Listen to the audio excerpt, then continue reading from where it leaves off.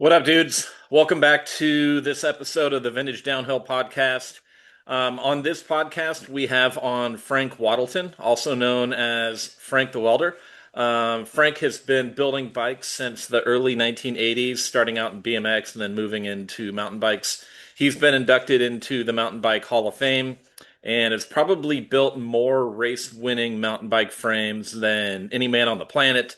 Here is a short list of some of his accomplishments in the sport.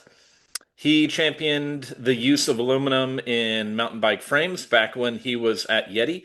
He provided input to tubing design to Easton back when he was at Yeti. He co-designed Yeti frames back in the day when he was working at Yeti. He pioneered the soft tail full suspension design. He designed the ATAC stem for Answer products. He designed bar ends for Anza. He designed tires and grips for Yeti. He fabricated the first two-finger Shimano brake levers. He welded the first set of two-sided clipless pedals for Don Myra. He built race-winning frames for John Tomac, Julie Furtado, Missy Giovi, Brian Lopes, Tinker Juarez, Lee Donovan, Lisa Muhick, Darren Stockton, Kurt Stockton, Miles Rockwell, and many more. He's built frames for downhill, dual slalom, cross country, BMX, road, track, etc. He's built frames for companies like Yeti, Spooky, Sinister, Mongoose, etc. Most recently, he's built bikes for Nico Malali, for Nico's up and coming team, which is racing all around the world. He continues to ride and build frames today out of his shop in Vermont. Frank is a living legend and a true treasure, and I hope you enjoy this episode of the podcast.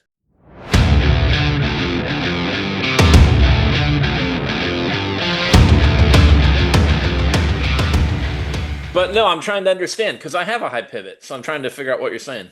Yeah. So when you go through like a G out, and like normally on a high pivot, what I like about them is that the rearward axle path, the wheel doesn't have to accelerate upward as fast when you hit a bump of it.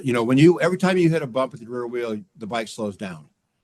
Okay. Unless you're jumping over it, your bike slows down because it takes a certain amount of time for the wheel to go up and clear the bump, and you're pushing back against it. And part of that, say for example, if you had a fork and a wheel mounted together, right? And you got it in your hand and you're out in the parking lot and you're holding the steerer up high, right? So your fork's at a 45-degree angle and you walk backwards and you pull it up a curb. The time that it takes for that rear wheel to rise up and go up the curb, you hardly even feel a pull against it. Well, It, the way I'm thinking about it is if you are moving in any one direction, it's like just basic Newtonian physics. If you're moving in any one direction and a force acts upon you in the opposite direction, that force will slow you down, impede you, or stop you, depending on the proportion of the force and its mass and your force and your mass. right, but what's the escape path with a high Yeah, pivot? You have a rearward escape path, so as a bump is going by, yeah. it's 4 times, so you don't feel bumps. That BST thing that I made with the 5 bar, that weird prototype thing What that I was that? built. V as in Victor? Huh? What V as in Victor? Yeah. We call it a variable suspension technology or something, where I had two. Basically, it was like a 4 bar, but the Yeah. swing arm was in two pieces, and the bottom of the shock mounted on the swing arm joint, basically below, like down low on the bottom bracket, so that if you hit a bump, it would apply a load straight up on the rear wheel or thereabouts, and it would also push the compressor shock from the bottom as it pushed the wheel rearward. Now, So the could it articulate independently? Could you hit a perfectly vertical impact and have it compress vertically and then a different no. impact compress rearward, or was it like Yeah, all in sure. one? Depends on how fast you're going. It But would, I it mean, would would, it articulate based on the bump force? yeah, Okay. that's exactly what it did. Yeah. And The a couple times I rode it, and I was going into like I would test a lot of Plattekill on the same trail, and one of the trails that I rode on a lot was you go up the main lift, the one that's on the right when you get there. I don't know, have you been to Plattekill? No, I haven't. Oh, it's an awesome bit. I don't think they race there anymore, but I can book a the flight. the lift to the right, you go all the way up to the top, and you say if you're facing downhill towards the lift, the trail to the left is like this really long trail with a bunch of berm turns, not big man-made stuff, all bike-made berms, use berms, and a whole bunch of rocks and like uh, areas with uneven bumps and all this weird timing stuff. And, I've been going down it with all the different bikes, over the years and feeling one compared to the other, and I rode this VST down this thing, and it felt like the front wheel was always coming off the ground because when I'd hit like, it felt like it was like the back was too short and was doing wheelies everywhere. And what it was when I was hitting a rock garden, I was leaning back the way you do, because when you lean back, when you hit a rock garden, you lean back because the bike is slowing down so quickly, Hmm. right? Really slowing down fast as you're hitting that stuff. It's not because of your brakes, just because it slows down fast over bumps. So you're hitting a lot of bumps, so it's going to take a lot of speed away, and you're leaning way back to compensate for it. And this thing was so good at not losing speed over bumps that the front wheel would come up in the air. When you were going into something like that, you'd have to hit it more standing in the middle of the bike, and because the rear wheel didn't slow you down. It had a lot of nuances that were also kind of weird. So I didn't really, I spent as much time and money on it as I really could, and then it doesn't make any sense to keep pursuing it because I hadn't been able to improve the original test one that we built. But it really proved to me that the the axle path, how rearward it is, has a lot to do with how much speed you lose hitting bumps, which is a big part of especially today's downhill racing, because people are hitting everything going so fast, Yeah. like going into these rock gardens and leaning way back, and you watch them, they're like, yeah, that's true, the hill's really steep and they're leaning back, but it's a lot of it is because when you're hitting repetitive bumps, you're slowing down. So going back to what you said initially, Nico didn't like it and something to do with the way high pivots and rearward axle Now, paths.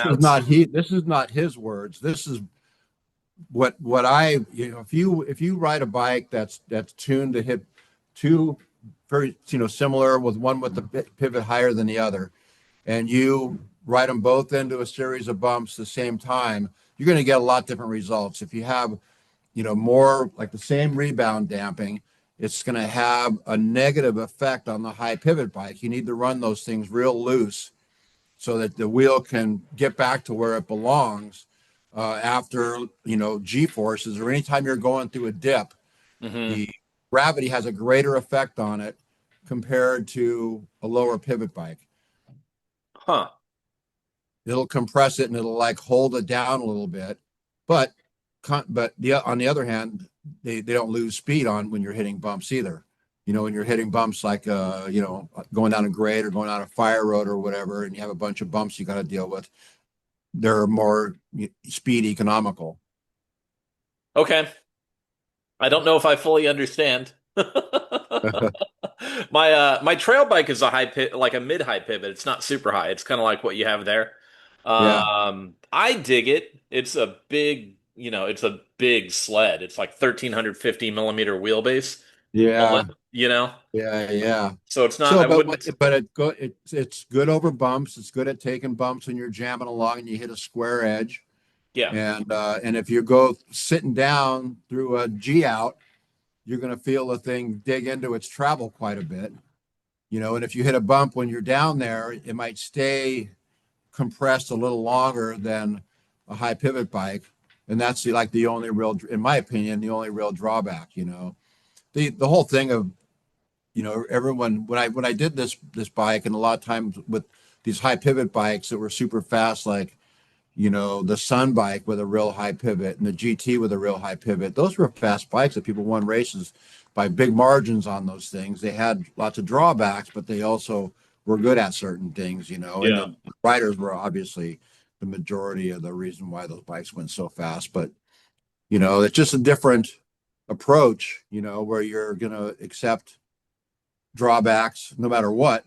And some are going to be because of this and some are going to be because of that, and it's just sort of that's what getting the right tune is making a bunch of compromises.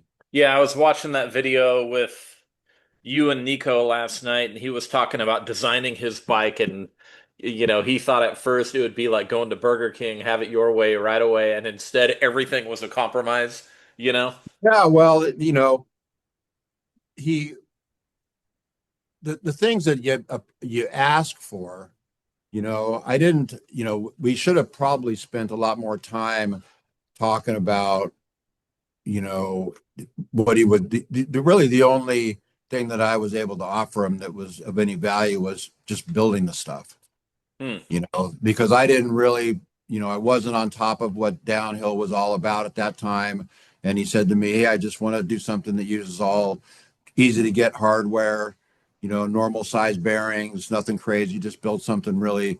Well, he was talking about compared to other bicycles, and I build all kinds of different things. So I'm thinking, like, when you want something really common, are you talking about a hardware store? Are you talking about a Trek? Or are you talking about, I didn't, we didn't have enough dialogue ahead of time for me to do, because the guys that he had designing the bikes ultimately were really, really good, are really, really good at what they do. And that's not really what I brought to the table. It's just the welding and fabrication part of it. Hmm.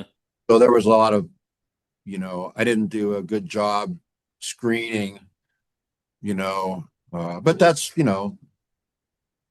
things you learn as you go. Um, I don't know.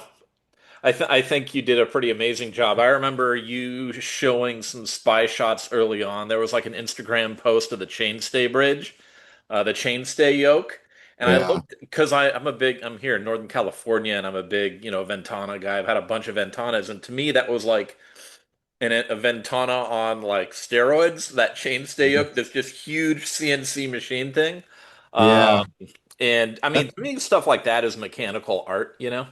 Yeah. Well, a lot of that stuff was done by, various contractors, Hmm. and pretty early on in the whole thing. Like the yokes that you saw that were all pieces welded together. I had some input on the design, but it was like a collaboration between the people, and the guys who were, Nico, and the people, the two guys that did most of the work at that time of the heavy lifting of the engineering. And I just have input on how it's going to weld, how strong it's going to be. Hmm. That was kind of where because I've seen so many broken bikes, and built so many bikes that broke and so many that didn't, that I have a pretty good idea at this point. Just it becomes second, it's like anything else, it becomes second nature. Driving around a city full of potholes, you learn to dodge the potholes. Yeah. And so that's really what I brought to the table. The guys that did all the heavy lifting on the engineering are, they've inspired me to do more of that kind of stuff. I'm drawing in 3D all the time now. Hmm. Just it was really you know good for all of us. I think we all learned a lot in the whole thing. Have you played with that linkage program at all? Yeah, I have a little bit. Yeah, Yeah. I learned how to do that super early in the process. I just had kind of a, like, with the R9 and the other bikes, the early bikes that I did, they had leverage ratios that are still pretty current. Hmm. The rate of progression, they're actually, the designs are fairly relevant even today. Hmm. And not the head angle, but everything else, the suspension geometry was really good. And it was just guessing, and other bikes, that I've done the suspension, they had, some of them had, like, the Sinisters had issue with the bearings not lasting and other things like that were a problem, but the suspension geometry was really good. Hmm. And So I have, go ahead. it was just a matter of following a kind of a prescription that I figured out early for the rate of progression and where you position the shock and the whole thing and how much your overall leverage rate should be. Yeah. So I don't really do scripted podcasts, and I don't normally really come locked and loaded with a lot of questions. I have a couple questions hit on here because there's a couple things I want to cover with you, but for people who don't know, can you give just an introduction of who you are and what you do and why you're here? Yeah, my name is Frank Wadelton. People know me as Frank the Welder, and I can tell you how I got that name. Uh-huh. Uh, but we'll save that for if we have a spare time at the end. Yeah, I actually started making my own bicycle frames in my garage when I was like 12 or 13 or 14. My dad taught me how to weld and he was a machinist. So, and the first time I needed something done, he would do it for me. Then after that, he's like, I'm going to show you how, and you're going to do it yourself. And so that's what I ended up doing. I was really into, the whole European motorcycle racing thing. I got cycle news as a kid. We'd ride our bikes down to the motorcycle shop and get cycle news. And I was, totally into dirt bikes 100%. And I spent my time in school drawing pictures of them and made my own trials bikes, my own BMX bikes, and even built a monoshock full suspension bike out of a Stingray before there was Really? CTs and mongooses. Yeah, it was a pile, but whatever. I used kickstands for pieces of kickstands to make the different parts of it. It was Uh-huh. pretty rough, but it was part of the whole learning curve. And then in like the late '70s, uh, I had been working for a couple of years, like 3 years, at a place that made cryogenic pressure vessels, which is high-end TIG welding on pressurized, chunks of metal, for vaporizing liquefied gases. Hmm. And I learned how to TIG weld properly by a guy who, had cut one of his fingers off with a chainsaw at some point in his life, and he decided to leave tree trimming and become a welder. And he was super amazing. He knew how to do all kinds of tricks and everything. And I went over to his house and did yard work, and he taught me how to weld. I'd do mow his lawns, and he taught me how to TIG weld. And I did that for 3 years, and then I went to work for a place called C&L Welding that was a contractor for Mongoose, and I learned a production weld. What were they called again? The company Yeah. was C&L, standard for Christensen and Leggett. Okay. And they built race cars and built fixtures for Mongoose. And they Hmm. also did all the gold stems and a lot of the forks, possibly most of them. We had, I think, around 20 welders working there, and the place ran 2 shifts. We got paid piecework, and I'd get to work at 4 in the afternoon, and we were supposed to leave at 2 in the morning, but when we finished our work, we could take off. Hmm. Like, I have my YZ 250 in the back of my Blazer, and I go down to the beach and sleep on the beach, get up in the morning and go to, County Line and get crab legs and stuff for breakfast, and then go Wow. someplace to a motocross track, like a little private single track motocross track somewhere. I had a bunch of them I could go to, and I'd rip a bunch of laps, and then, go shower in a stream somewhere, go take a dip, and then go to work. Where was this? Santa Ana or where? And the shop was in Chatsworth, California. Yeah. Red Line, Champion, Mongoose, they were all in a small area down there. Yeah. And was at the little place, just kind of industrial building on the side of the road. It wasn't one of the big, like Mongoose was a huge facility with like, big. In fact, I didn't even go to the place where they made them. It was only a couple of miles, but it was like a real factory. Our place was real small, like a tenth of that size. Hmm. And we made a lot of parts. Yeah, And I don't know if it's as true today, but back in the day, there was a shit ton of motocross and motorsport stuff happening in Southern California. oh yeah, it Um, was epic. California has, even to this day, a ton of racetracks. Not as many Yeah, drag strips as they used to, but drag yeah. strips and like road courses. Mostly down in Southern California, not up in NorCal. Oh, I grew up there, right? I was in Southern California, so I saw all that stuff. We could go Yeah. to We could go to a sprint car race. We could go to a drag race. We could go skiing. Yeah. Go to a motocross race. Yeah. All in a week's time. I used to go to Indian Dunes, and you could race on Tuesdays, Fridays, and Sundays. Yeah. Tuesday nights and Friday nights.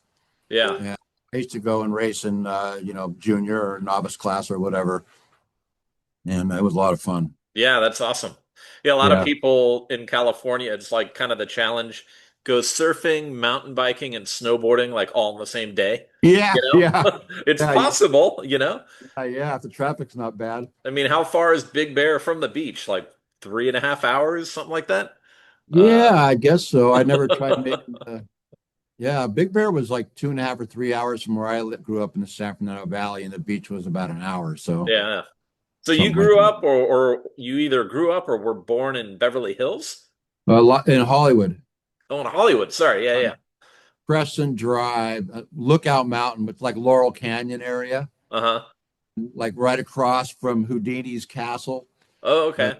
lived up there, and yeah, it was a pretty cool place to grow up. We used to slide on our asses down the hill to get to school. It was a steep, dirt embankment that was like, 150 yards long. We just slid down on our jeans, Yeah. down to the schoolyard and walked the rest of the way. It Yeah. was cool. And your dad taught you how to weld growing Yeah, up? my dad was a machinist. Yeah, he worked in a movie studio, worked for Sam Goldwyn Studios. So I grew up on the back lot. I learned to drive on the back lot, and I'd wander around back there, and there was like, feral cats and all kinds of interesting things. They had Yeah. old movie props. They had a Western town, and they had the Rat Patrol Jeep down there and stuff from Lost in Space, and Nice. that ended up there. Yeah, and they Yeah. mostly did sound. By the time I was there, they did sound. And my dad's best friend won a Academy Award for doing the sound on the Deer Hunter at Oh, that studio. wow. Yeah, it was pretty cool. So I got to go to like movie premieres. I went and saw Billy Jack and Tom Laughlin and his wife, and kids were all in the theater during the screening and stuff. So Yeah. I got to see a little bit of that. And I worked at the special effects place for John Parker with John Parker. He got me the job. Okay. He got So, me in that business. so your dad taught you like the basics of welding, and then when you went into the cryovac or whatever, you got more hardcore into TIG welding? Yeah, well, I didn't make much progress in school. Mm-hmm. I got through. I think I made it through eighth grade, ninth grade maybe. And then I was obsessed with drawing pictures of motorcycles and trying to make one. Yeah. I was obsessed with making machines. I couldn't go to school. I just sat there like an idiot, and Uh-huh. I draw pictures. I went to in art class. We were supposed to like draw a square or something like that, and I drew a motorcycle and turned it in, and I got a fail on it, and I was insulted. I was insulted. And Uh-huh. then in metal shop, the teacher was a challenge. I won't go into that story, but that was also unpleasant. And it was an inspiration though, Yeah. uh, just getting rejected wherever I went. Even in And metal shop, huh? yeah, yeah, I was told I'd never amount to anything in Dude, metalwork.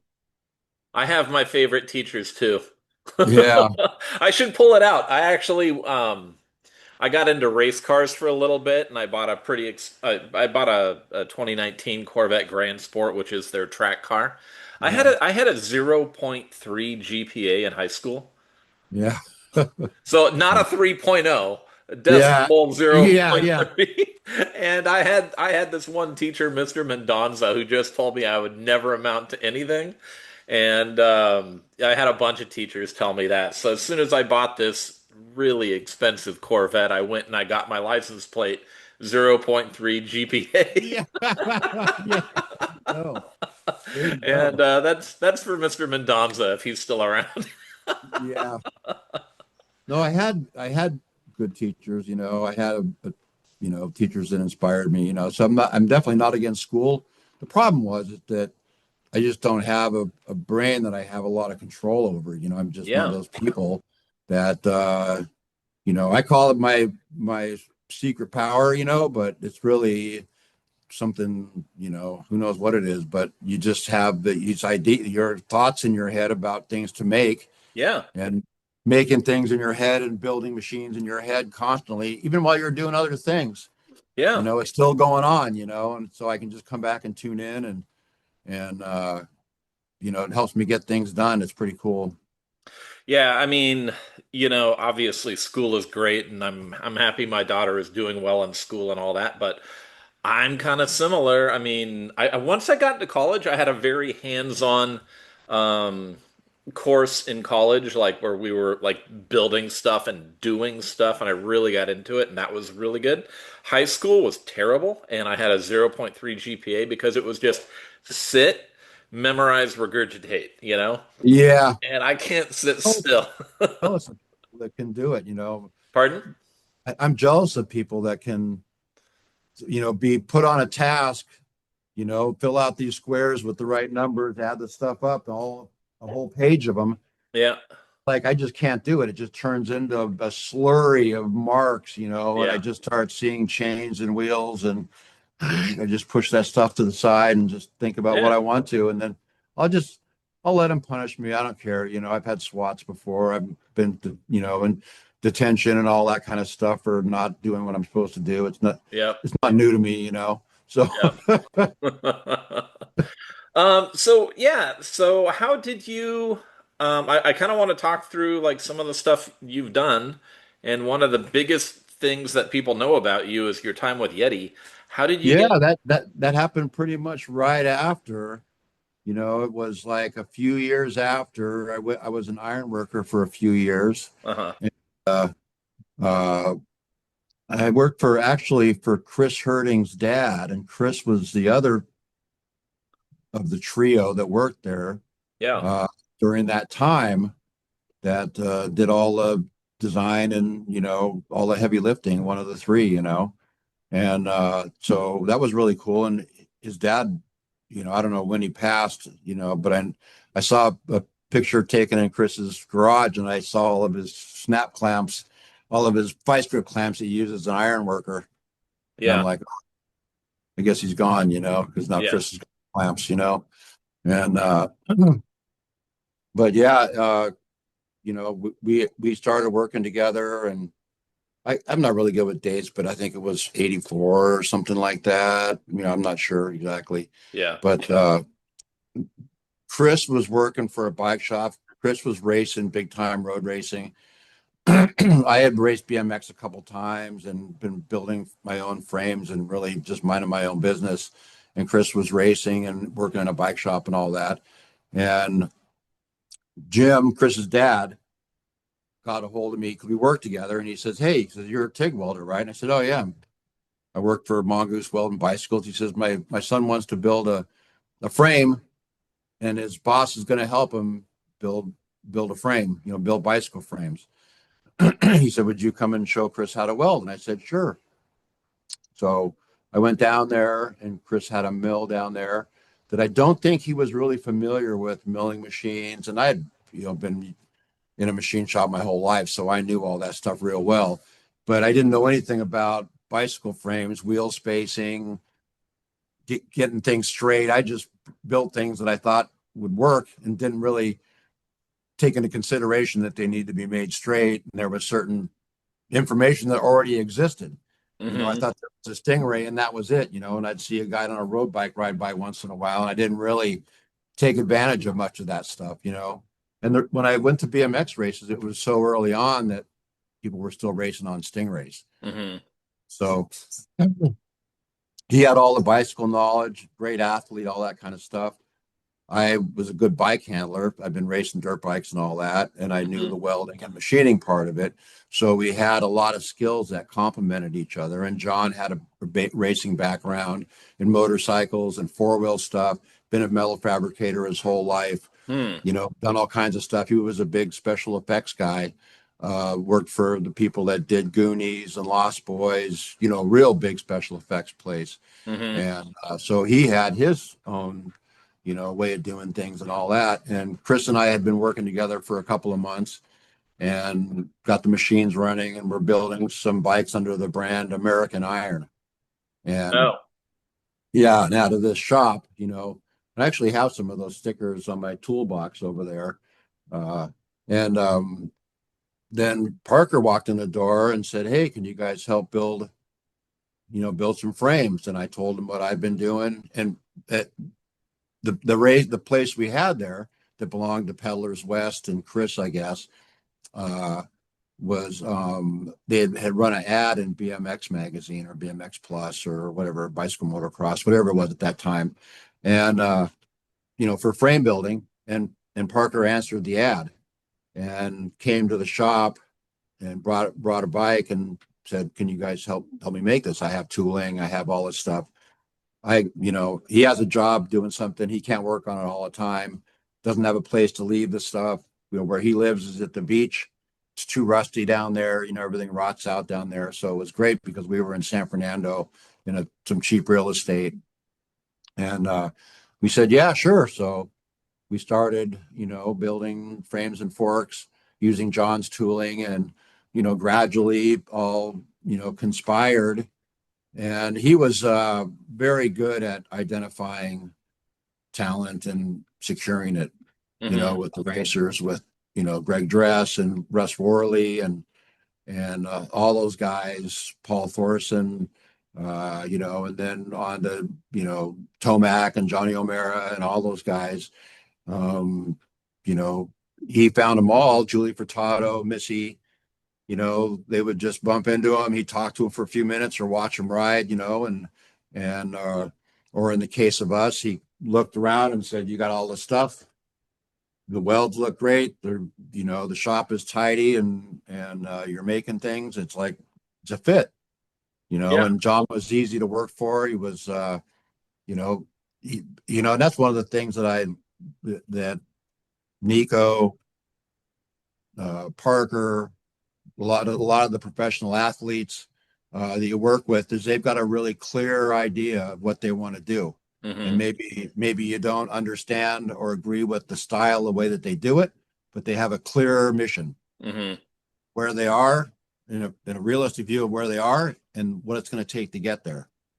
And and with Parker, that was something that I always liked about him, is he didn't go, "Oh, I don't know what to do," you know I don't have Hmm. a, "What do you think?" I would have to argue my idea, if I wanted to change his mind. It wasn't like it just was my job to make up things. Hmm.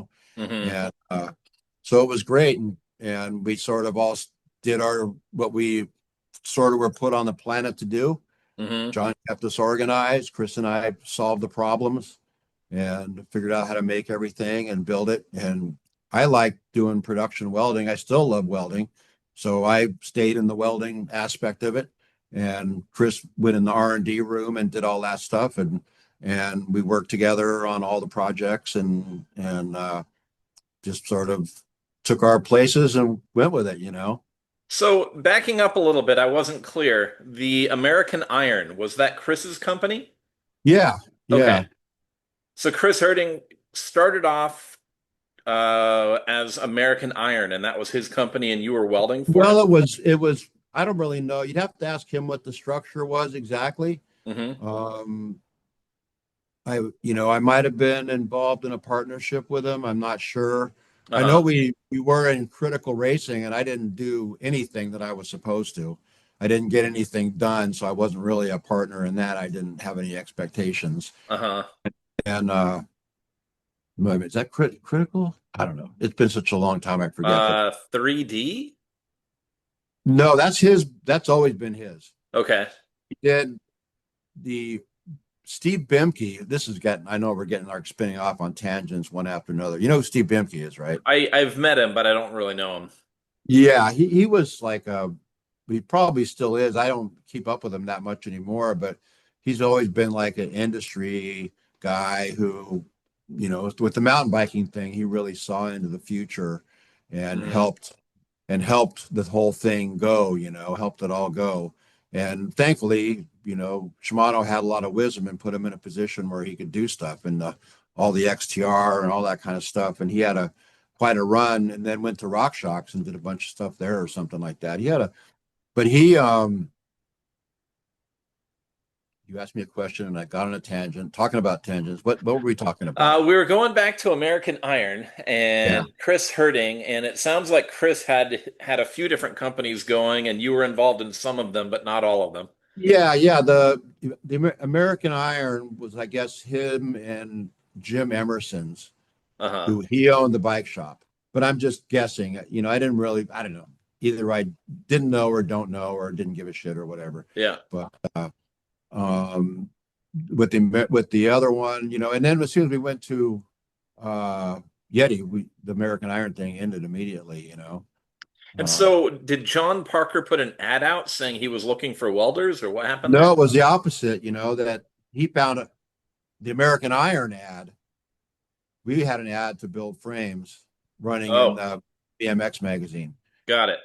And so he saw that ad and came to the shop and brought one of his bikes. And then the next time he came, he brought all the rest of his stuff. Nice. Yeah, it was And cool. you talked about working with or for him or whatever, where he was kind of he had ideas, you were manufacturing, you were fabricating. Um, but now I've brought this up in the past and I was not satisfied with the answer, but I'm going to ask it again. Um, how did Yeti get into aluminum frame manufacturing? What happened there? Well, I'm gonna prod you on this one. yeah, well, I know that I made a misleading uh, statement at one time, and Okay. then John was kind enough to straighten me out, and so I'll tell you all the versions of it. Just Yeah. if anybody decides to tune out, don't do it at the wrong time and have the wrong idea. Like if you go to take a break, that's not the time to do it. So at that time, uh, John said, I told John, I said, I want to build this aluminum frame Yeah. because and mostly because I'm a really good aluminum welder. I know, and I want to build something out of aluminum. Was it Not like was I'm it not think. was it Chuck Texiera at Easton that Yeah, kind of Texera. Yeah. kind He of had brought. prodded you? Yeah, there's the background that I left out. Yeah. Chuck had brought the material. He became friends with Chris. The bosses from Easton were coming over. They all knew each other. I think Chris and Chuck might have known each other from racing somewhere because they were Yep. both racking around in the same circles. And yeah, and they came and said, "Here's a tube set." And I had like done some repair work on a Klein or something for one of our friends.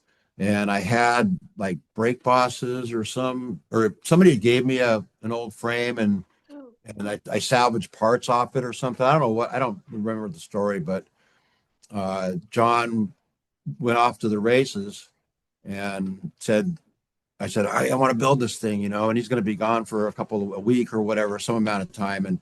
And I just, as I often do, just went with my impulses. Uh-huh. And just as soon as everybody left, I thought they were gone anyways. I started working on the frame. And John's wife came out and said, "Oh, what are you doing?" I said, "Nothing." She goes, "Are you working on that tube set?" And I said, "Yeah, I am." And so she's like, "Oh, John's not going to be happy," or she said something, or maybe she didn't, or whatever. But I don't remember exactly. So there's no reason to fill in the blanks. But John got me on the phone, and he was pretty angry with me. Uh-huh. And he's like, "Just go home," and to give you some, he's been working in the movie studios his whole life, and everything is done with, and his style is grand gestures. Hmm. Like I'm gonna throw the book at you, and then I'm gonna give you a big hug, and we're gonna fix this, and you're not gonna do it again because this is how you learn not to do stupid stuff. So, Okay. but I didn't get any of that. And I just figured I didn't even think about what was going to happen, the consequences. I'm just like, I gotta cut and weld this thing. I'm gonna go crazy. And so Linda came out. John got me on the phone. He said, if that thing has been, if those tubes are cut when I get back, he says your toolbox better be gone or something like that. Some, you know, Uh-huh. uh, Yeah, it was a significant thing. I was, of course, heartbroken, because I thought that just like I did in junior high school, that the teacher was going to be proud of my work. Right. It wasn't the case. So I started packing up my tools, and Zapata Espinoza walked in the door, Uh-huh. and he goes, "What are you doing?" He's like, "What's going on?" He goes, "Is John here?" And I said, "No, he's And gone." Was Zap with Mountain Bike Action at that point? Yeah, yeah, he sure was. And And he when would this have been? Like 89 or 90? oh, you see, I had my KX 500, so it was after 1990, Okay. probably like 91 or something like that, I think, Yeah. pretty sure. And so Zapata walks in, he goes, "What are you doing?" And I'm like, "I'm packing my tools. I just got fired." And he goes, "What?" And he said, "What could you have done?" Or something like that. Yeah. And I told him, and he goes, "Hang on a second." And he goes in there, and he gets on, talks to Linda or talks to John, and I showed him the bike or whatever, I guess. And he comes out and he goes, "Just forget about it. It's all a misunderstanding. You didn't know whatever."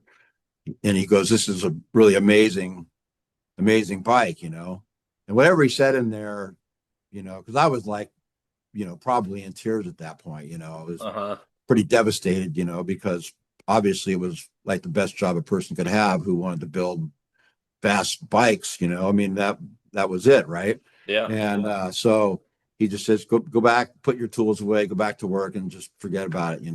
It's over.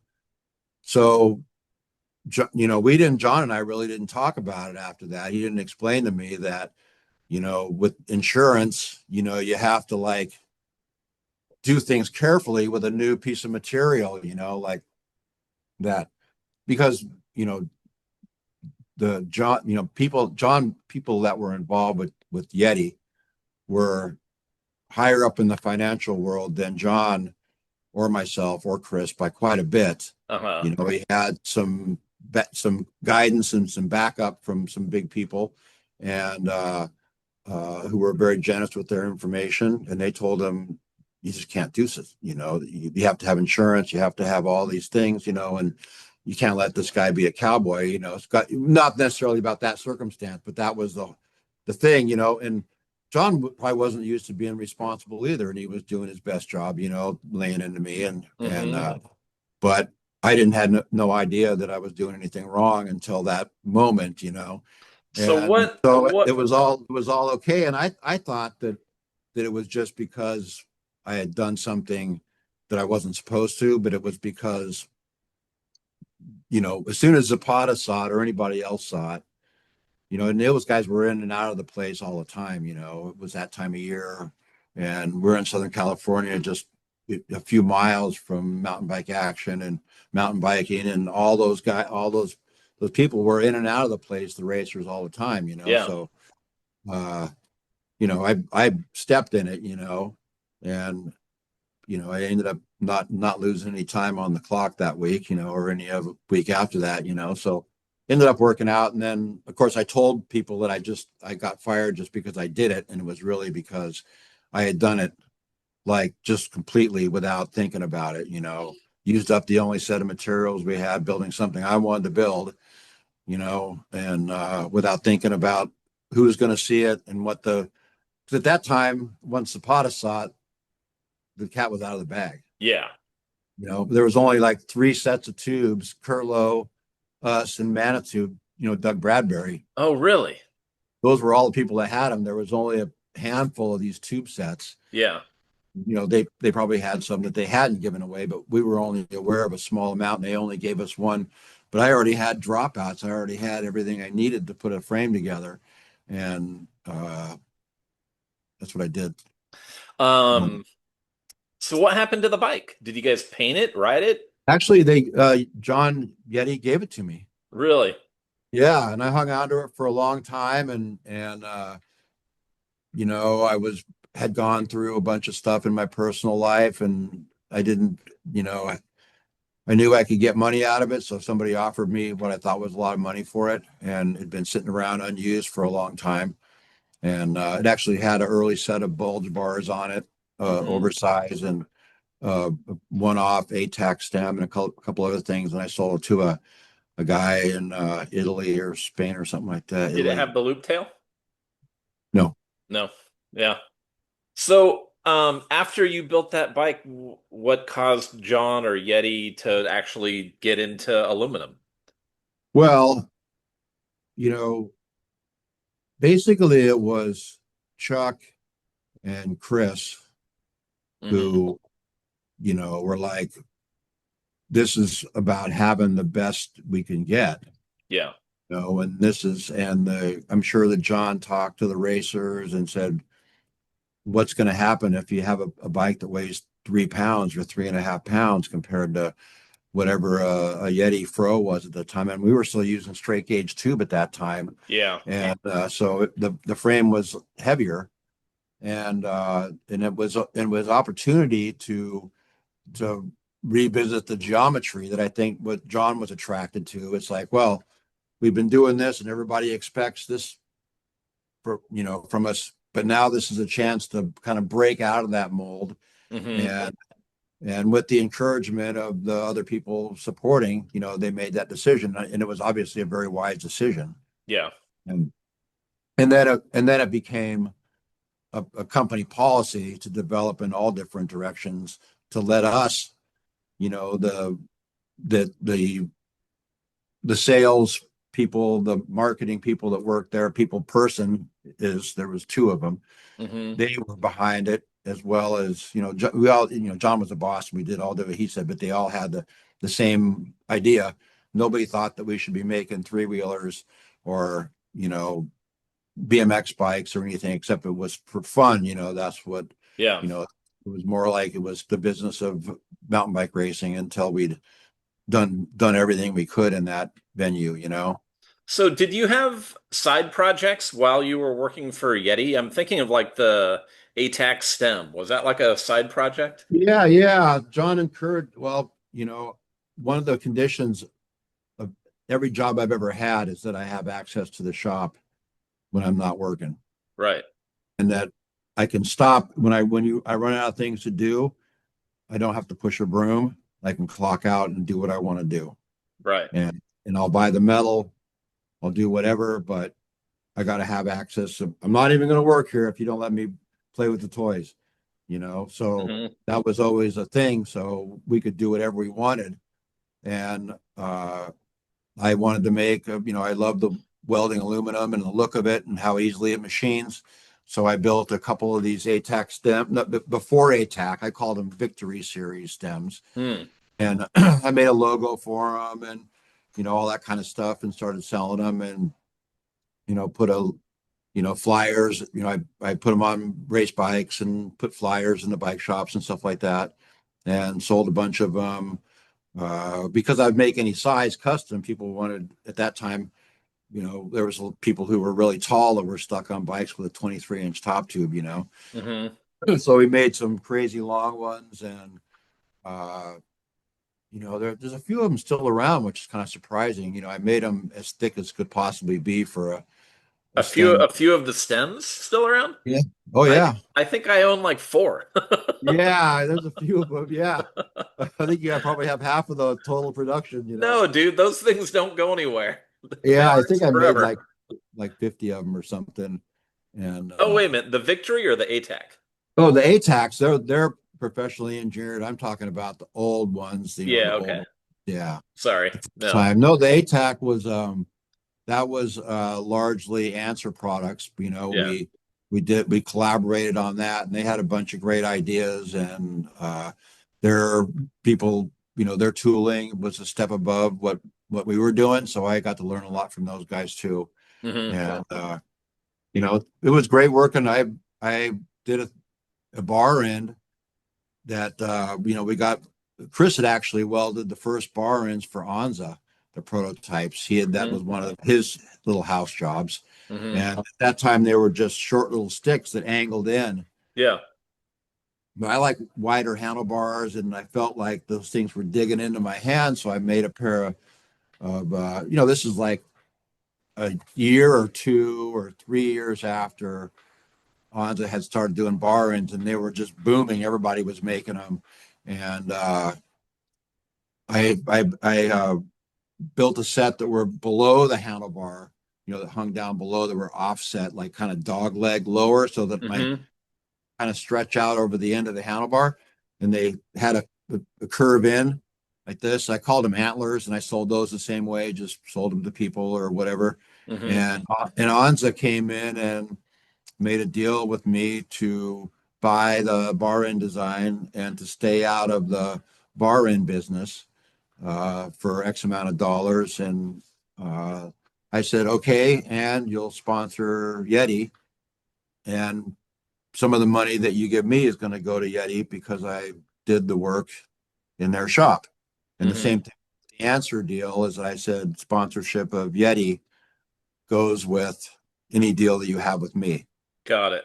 You're going to hook them up. You're going to give me stuff I need, and I just got stuff for, handlebars and gloves and dirt bike pants and boots. And I went to Answer, and they hooked me up with everything I needed, for to go ripping in style, and all the parts I needed to do whatever. And we got stuff from Oakley and Shimano and Bull. I used What to weld. about what about Ringley? That's another brand that was like Yeah, closely that was associated. yeah, that was a little later in the thing, and Jeff came to us. Um, uh, After that, like he met, I guess they met him at at trade shows or bike races or something, because Jeff was from like New Jersey or something. Mm-hmm. And the guy that was making his stuff, Jeff was like a product designer or something like that, and had these ideas. And the guy that did all this stuff, his name will come to me in a minute, brilliant machinist, and was very helpful to me, made an investment in my mess early on. And he had a big machine shop in New Jersey and came up with clever ways to make these parts, and was a collaborator with Ringley. And he was a big sponsor of Yeti. And, we gave him input back on the stuff. It was all super light. It was all made as light as possible. Yep. And the interesting thing that with Yeti is that the bikes weren't made to last forever. No. They weren't made to fail, but they were made to be raced and then put out to pasture after a reasonable amount of time racing it, just like a race car or a motorcycle. Mm-hmm. You take the thing apart, you do magnet flux inspections, you treat it like it's your life depends on it. And so we had a warranty on the stuff, but it wasn't like we thought anybody was going to ever come back. It's like, if you've been riding it and racing it for all these years, what's your problem? You Mm-hmm. got your use out of it. It wasn't really, they were never intended to last forever. So with all the relationships we had, it was all about producing the best result in racing, and Yeah. building lightweight stuff and pushing the envelope was kind of always, once we really got the taste of it, that became, what we did. And some things we didn't, we kind of bypassed that maybe were trending, but that's just the problem with making decisions, is sometimes they're not always right. But they So did. I was there. Everything was solid gold. what's your take on the Easton program, like elite tubing of that era? It seems That like was the every best thing. That was the best thing ever. But it seems like every bike that was made out of that just is known to break, even if you don't use the bike. Like the head Well, the head tubes always crack. well, you said, like, you'd say the head tube and the seat tube, and the real reason for that is the welded on pinch spots on the seat tube Uh-huh. is a bad idea on aluminum, because aluminum is like fabric, and when you tie something to it and pull it, it stretches the fabric and rips it. Hmm. And the head tube, the big problem with that is that when you build a steel bike and you press the headset cup in, the head tube stretches. Yes. The cup shrinks and the head tube stretches. Aluminum cannot be stretched like that. And the tolerance between a headset cup, I mean, headset cups were like domed on the end, so you could put them in your driveway and slam the garage door on them until the thing gets pressed in all the way. Hmm. And with an aluminum bike, you can't do that. You Hmm. have to ream it. It's got to be a certain amount of interference and no more than that. And that's really what the problem was. It's not that I've been putting head tubes on Yetis for like I don't know, 20 years now, Hmm. 15 years, 20 years, and none of them have come back because my head tube reamer is the correct size. And aluminum extrusions, those tubes for more reliability could have been drawn, but they would have been more expensive. And extrusions are like sort of like aluminum extrusion is sort of like the structure of it is like spaghetti noodles all stuck together, like if they were partially cooked and wrapped around in a bar stock. It's just like Uh-huh. a bundle of sticks. And if you put something in the middle of it and try to pry it open, it breaks open pretty easily, So because you're it just, saying the actual like grain structure of the material is yeah, it's almost meant to split? yeah, it is exactly. Yeah. I mean, if you, I don't know if you do any 3D printing, but if you ever do that engineering and 3D printing, that's the Yeah. first thing you learn is how you put the layers has everything to do with how strong it is. Right. So you put it at a bias at an angle and then print, so that your striations, your weak spots are scattered, in a not directly in line with your loads. So I want to come back to metallurgy because I have some more questions for you on that. My But high school education is answering, don't forget. Or dude, junior. like you and I I think school is great. I'm glad my daughter's doing well, but you and I know that GPA ain't everything, right? Well, Um, like I said, I'm jealous, I'm jealous. My jealousy talking. so Yeti had, and you guys had a relationship with Ringley. Did you guys have a relationship with Grafton? Yeah, yeah. Because I mean, I'm John just and thinking of John and the bikes were Chris King headset, Ringley everything. Ringley didn't make cranks, so they were Grafton, and those were like that was how all the Yeti race bikes were yeah, outfitted, yeah. and Manitou forks. Grafton was like the last guy on board with that rat pack of dudes. It kind of got the business became such a big part of the business that John was like, I wouldn't say away, but he was preoccupied with all of the networking and talking to Honda about motorcycles and getting a box fan and doing all that kind of stuff that, we all just in our responsibilities kind of grew like a tree, sort of getting the branches getting further apart all the time. Hmm. Uh, and, you know, I think that we didn't really have much to do with that other than reaping the benefits of, you know, early on, we were there for a lot of the meetings. Chris and I were, involved with all of that stuff. And then we see all the people, Campanolo and all those guys at the races and at the trade show, but we weren't really too,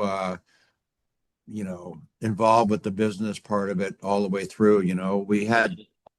We had ownership shares, so that was, a gift from Yeti to us, that was, had value to it. Hmm. And so, we just sort of did what we're supposed to do, and John did what he was supposed to do. And I didn't know those guys like John did.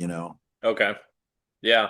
Yeah, I forgot Campy was kind of part of it, I think until like the 1990 Worlds. Is that when Tomac decided to go Shimano? I can't remember. It was right around. I don't know that story that well. I think it I was like probably, at the 1990 Worlds. They dropped Campy and rebuilt all the bikes with Shimano or something like that. yeah, I think it was Julie. You know, I think that Bimke maybe got to Julie, Mm. or maybe Shimano said, this is worth a certain amount of money to us. And I think it was just Julie that switched. I'm not sure because there was not enough, it was brought to the races with the expectation of us winning with it in its current form. Hmm. And we all worked on it to try to make changes in it that were going to be good enough. Hmm. But we just, you know, everyone kind of missed the target. We weren't able to, it wasn't my responsibility, but I worked on it. And it wasn't Chris's responsibility. He worked on it. And it wasn't John's responsibility, you know. Campy hired mechanics and technicians to do it that were not with the company, and they probably weren't given enough information back. I don't really know. That was So not the really the campy stuff just wasn't working? it. I think that there was maybe the cables weren't, didn't have because one of the things that I worked on is I was like welding up that there was like a little bit of free play in the shifter, Hmm. backlash. Uh, and I was trying to figure out how much was required, and the Campanolo cables didn't seem to be of the same type that Shimano had, and they were either stretching more than was predicted or something wasn't jiving properly. But Hmm. like I say, I'm just kind of guessing and possibly going off of stuff I've read too, because we just like kept our heads down, especially during that time when Yeah, uh, this was it was like hard to explain things that nobody wanted to explain everything to us fully. indexed shifting was like pretty much brand new, Yeah, wasn't it? yeah, I mean, when did we get indexed shifting? Like 87? And STI was like 88? yeah. Well, we tested early rapid fire shifters Yeah. not long after that. Um, and they had some of those. That was the purpose of building test pieces. To push them, put them out there, and push them, and get them to fail, Hmm. and then see if they can be fixed in the field or whatever. Is it just need WD-40 sprayed into it or whatever, and at that time, shortly after the whole Campanola thing, Gravy became the mechanic, Right. and he had really had a whole you know was in a whole different league than the people that weren't even really mechanics. Tomac had Bob, who Hmm. took care of everything, and he knew what he was doing, and we never had to touch Tomac's bike, and everybody else kind of worked on their own stuff until we had the people that were hired by Campanolo. They were working on the team stuff and not really paying attention to what everybody else was doing. So How much did you get to or have to like work directly with the riders? Tomac and Furtado and Missy and Miles and well, Deaton and I mean, those dude. guys, Tomac had sponsors for everything. Yeah. And so he didn't need anything from us. If he wanted something different, to race on or to test on, it just got built immediately, and Chris would take care of it. Hmm. That like him and Tomac were friends. I knew Tomac too. We rode together on motos a little bit, and we talked, periodically. But Chris took care of those guys, Hmm. and I would work with if somebody needed something welded or built that was in my field of expertise, I did it for him. I built a lot of stems for Julie, Really? and Tomes was sponsored by Tioga, Right. so I would contact them. And I think I remember Chris building some stems for Tomac that looked like Tioga stems. Hmm. I'm not sure if that's true or not, but I believe I welded some. A lot of times I would just weld stuff. Chris could weld as good as I could, but I just welded stuff because I was on the table all the time and Hmm. had everything right in my hands. And we did stuff we helped out Bob Roll. He wrote I don't know what brand it was. It was made by, I think it was made by, I'm not going to say because I'm not sure. It was a titanium frame that was made by Lightspeed, maybe. Yeah. And got a stick caught in his wheel, and a cantilever stud broke off, and I welded it back on for him. Hmm. We did. We made a bunch of stuff for Tomac, Was test that a stuff. Le Mans branded Yeah, bike? yeah, yeah, I think I've seen a picture. I thought maybe it was a Le Mans branded Lightspeed made bike. yeah. Made by Merlin. No, I no, don't I'm know. kidding. No, it wasn't that convoluted. No, I think it was Lightspeed, Yeah. yeah, and that guy was a lot of fun to talk to. So at this Uh, point, was Yeti still in SoCal, or had they moved to no, Colorado? Colorado. Yeah, Yeah. yeah. We got out Durango of or? we got out of California pretty quickly when Yeah. things started firing, that uh, through John's and Linda's connections, we were able to get financing on the building in Durango and money, and the parties involved with that also had their own construction company that could help us out. Oh. So they sent me to Durango like 3 months ahead of time, and I had drawn a picture of the floor plan and drew little cardboard cutouts of Bridgeports and gang drills and milling machines and lathes, and laid out the welding tables in the building where the wall, according to where the walls were, and positioned the telephones and decided what sort of where, you know, consulting with everybody else in the meantime, did the whole layout of the shop. And I worked with the guy. His name was Dick. He was really cool. We got there.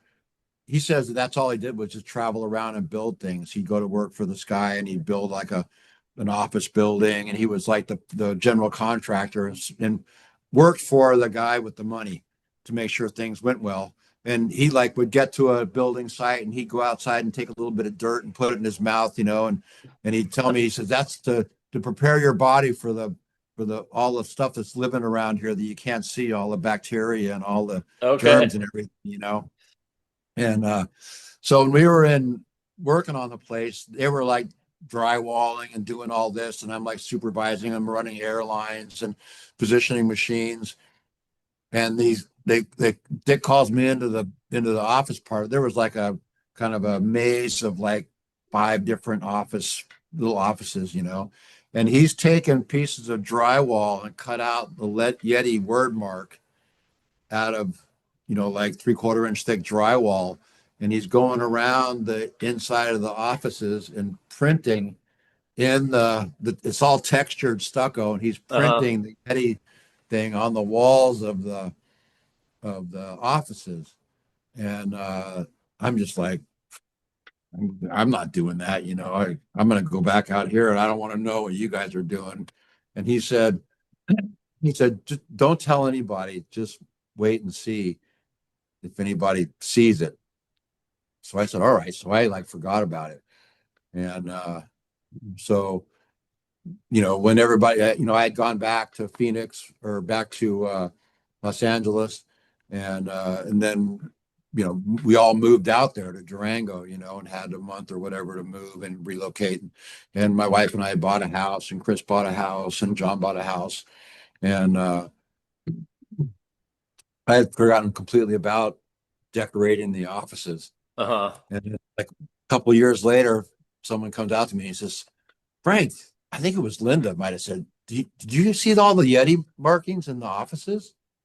And I'm like, what are you talking about? And she showed me, and you could see like the Yeti, the word mark printed, in like, 5 or 6 different places in each one of the offices in the textured stucco. It was barely visible. And I was just like, I think I remember that, It was like, I guess they did it, or whatever, my comment was. But he was a super interesting dude. The factory used to be like a hydraulic cylinder rebuilding place, Uh-huh. and it was a filthy mess. And they painted the floor. We painted the floors, the contractors did, and painted all the walls. And it was a first class place after that. It was Nice. super. Yeah. So I pinged a couple of dudes earlier in the day just to see if they had any stories or anything that I should bring up. But I talked to Aaron Faust. Hmm. So Aaron and I are both from Walnut Creek, California. Like Oh, yeah. we lived like a mile away from each other. I we You probably must know have what he's always complaining about, huh? You understand, whatever. we must have rubbed shoulders back in the day, but I don't remember him from back in the Yeah, day. But like we he went to doesn't. I the don't. same I think bike he might shops and have. stuff. I don't think he has fond memories of the last place he lived in California. Is what I'm saying. I Oh don't know yeah, if you yeah, yeah. if you follow him on Facebook. Yeah, yeah. Yeah, he had a rough time with some real estate and stuff up north. Yeah, But yeah, he told me to ask you about the tree frog. yeah, yeah. What is the Uh, tree frog? How did that come about? well, uh, like I had mentioned, I had built trials bikes for myself already a number of times before I met Aaron, Uh-huh. but he definitely laid out the geometry for the bikes, that were to come, Uh-huh. and had his fingerprint on all of it. But I had a trials bike, before I ever met Aaron, many trials bikes. Uh-huh. I didn't even know it was a sport, until, I started going to Norbert races, and John said, "Hey, there's this guy. He's amazing, and a professional trials rider." And he said, "You want to work with him?" I said, "Yeah." I said, "I have no idea what I'm doing, And this guy is Uh-huh. like, 18 or 19 years old and knows, about bike geometry and head angle and what kind of brakes need to be used. He was totally into it, and I was just a guy who liked to hop on pallets out behind the shop. Uh-huh. I didn't, you know, I never really, I competed in trials a few times on bicycles, but I'm not really that great of a competitor. I'm like a middle of the pack dude, pretty Uh-huh. much in all that I do. So I don't really like throw my all into. I just have fun, get my fun out of it, race when I feel like it, or compete when I feel like it. I raced in Cat One and downhill for like, I don't know, 12 or 15 years or something like that. And I Hmm. won a few times, and I did okay at trials. I think that's probably the thing that I'm worst at. Ironically, I'm really into motorcycle trials now. Uh-huh. I'm better at that than I was on a bicycle, I think. I've seen that. Yeah. Um, so when did you wrap up with Yeti and where did you go after that? Well, I got involved with I I wanted to for Yeti to start doing components, and I wanted to uh, do more royalty arrangements and independent product developing with Yeti's help, and do a similar deal that was advantageous to them as well as myself, to because I was always interested in learning more things. I love welding, but you can only spend so much time thinking about welding while you're welding. I don't have to think about welding at all while I'm welding. My body just does the work and my mind can go do something else, and I wanted to design bicycle components, but I think at that time Chris had already left and John was thinking about selling to Schwinn. I Mm. think that was part of the plan. Hmm. And I told him, I said, "This is the deal I want to make. And what do you think?" And he's like, "No, we're going to keep the same deal we have." And I said, "All right, well, I'm gonna do something else then." Hmm. It was that simple, And I think that what why they said no, I have no idea. I guess they thought I wasn't worth it or something, but and maybe they just needed somebody to weld stuff, and I was the guy for the job, and they didn't want me to go anywhere from there. I don't really know. I never asked them, but. But I had already had a track record with Anza and the rest of the people I worked with, Answer Products and stuff. So I thought, it should be a pretty easy thing to do to start. I was welding bullseye cranks. I was doing all these different side jobs. Why not, just take it a step further. But he had deals with Ringley, and Ringley was making stems, and he had deal with Grafton, and Grafton was making Right. stuff. So there wasn't any Yeah. room on the plate for a slice for Frank. So, or whatever. But I left, and uh, Barracuda was one of the people that we were building a lot of race bikes for, Yeah. the Avion team, and those guys, we built bikes for them.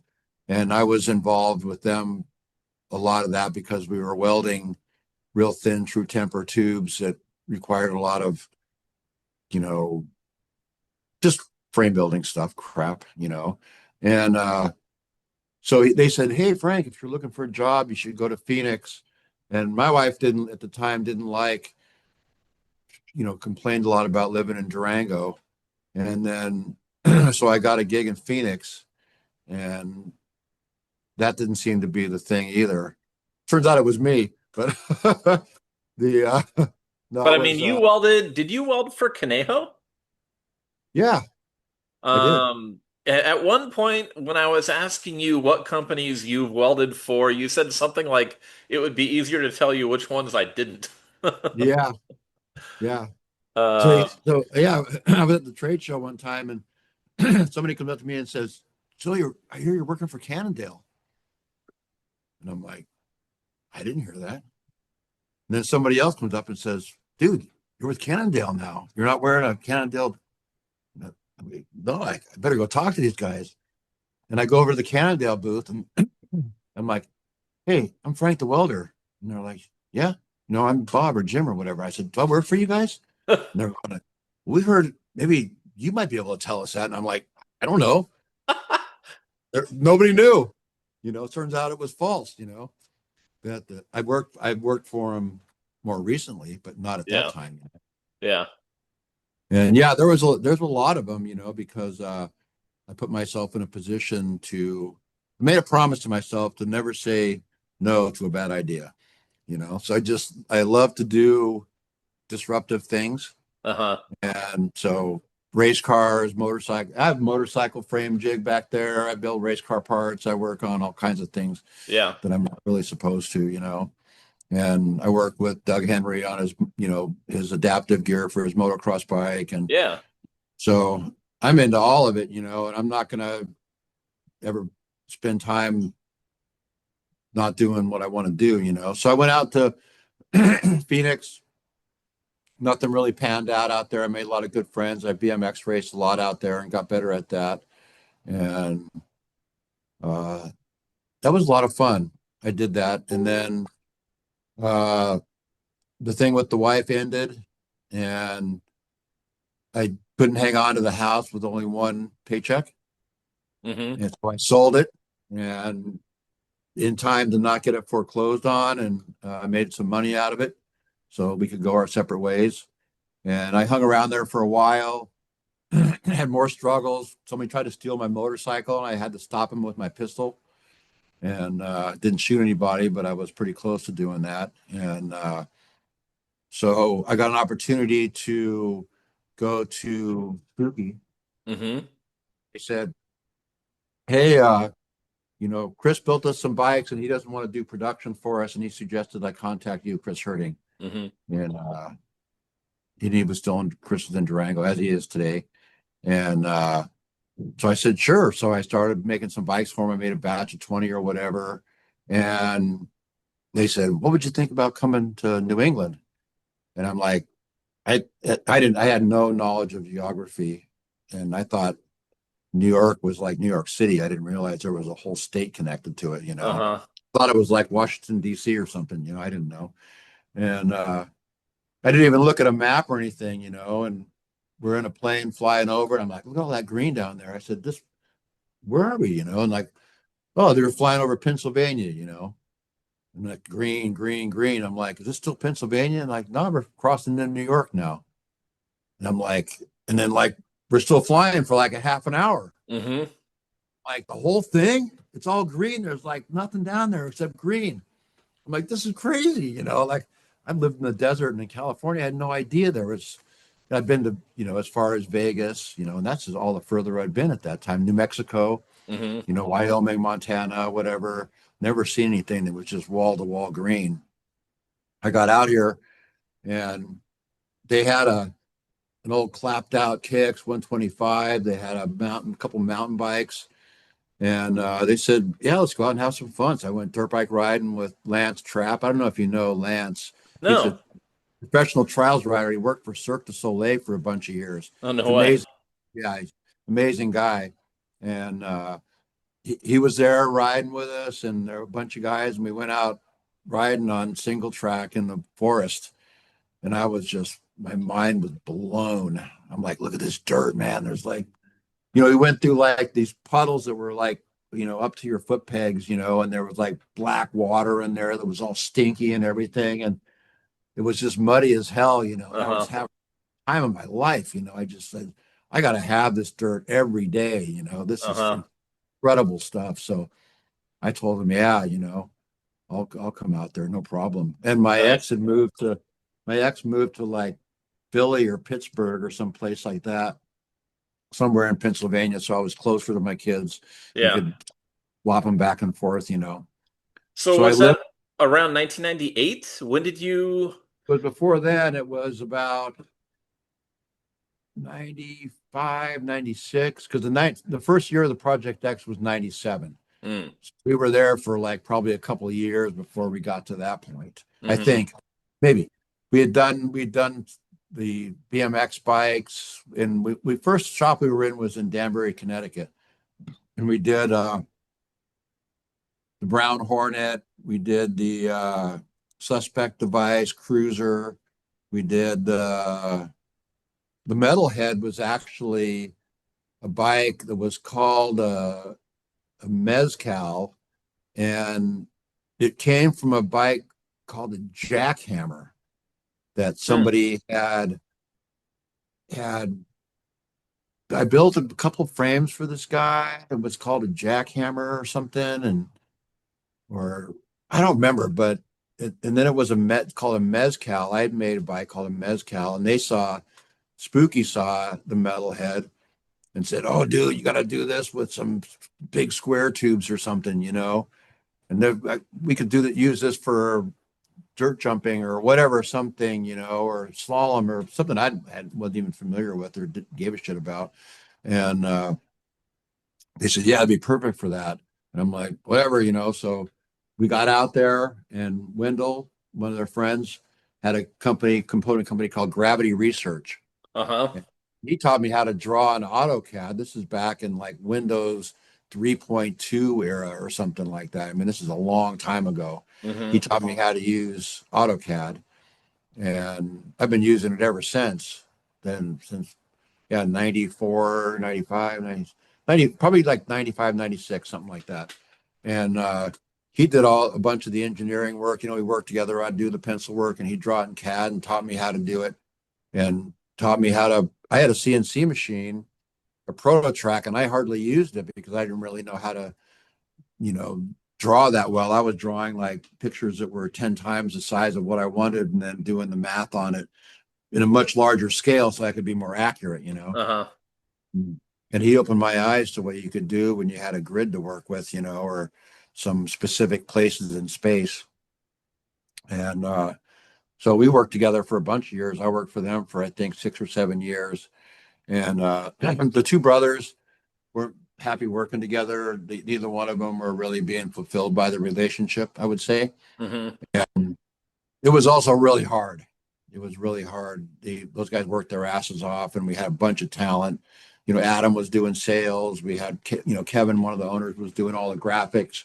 Chris was doing, you know, being skeptical and funny as hell all the time, and doing like a lot of the shipping and receiving and that kind of stuff. But Chris and Kevin weren't really having fun working with each other, I don't think. Mm.